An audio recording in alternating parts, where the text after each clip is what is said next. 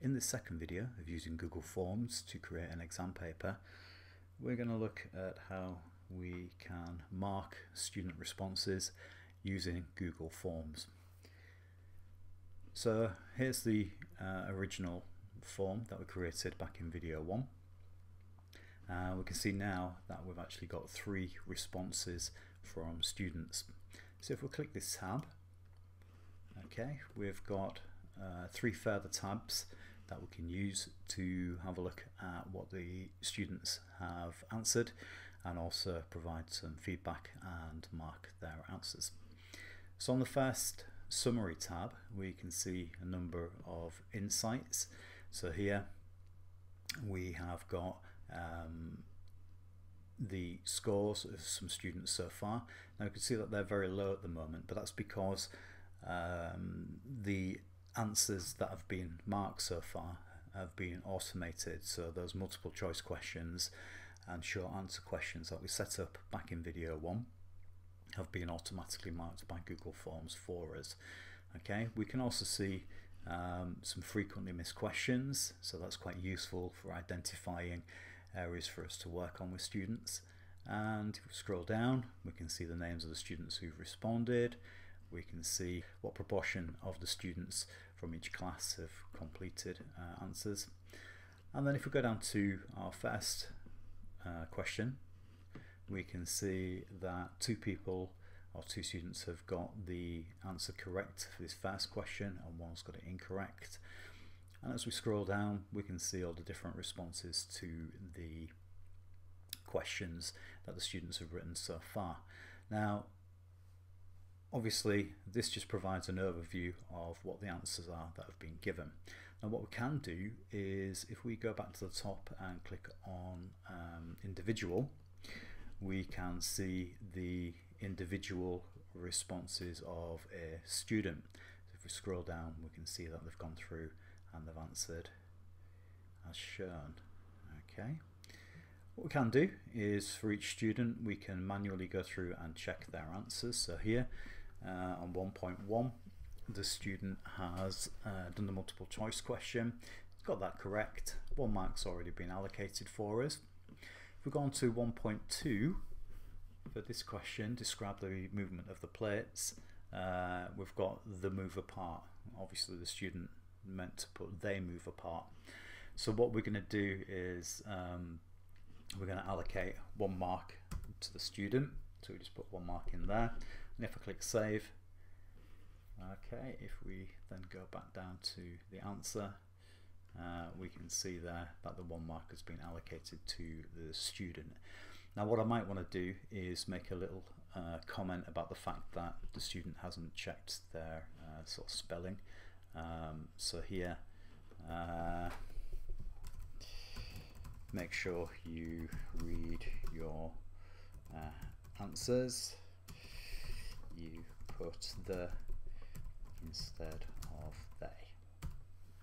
Okay, so if I click save, and then I've got some personalised feedback for that student, and then I continue going through. You can see the student got the answer correct there, and then we've got some feedback already added because it's taken that generic feedback that we created in video 1. So that saved us a little bit of time having to put any comments there.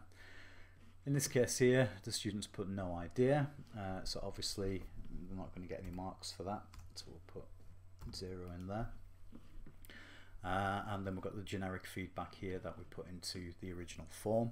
You could add some individual feedback if I click that, and then I can go through and I could maybe add some more information here to guide the students. If I click save and then save again, and then I just continue going through, check their answers. Obviously the student hasn't answered that question, so I'm putting 0 marks in there for them, and then again we can click save, or you might just want to work your way through and then just click save at the end. So in this case I'm just going to click save.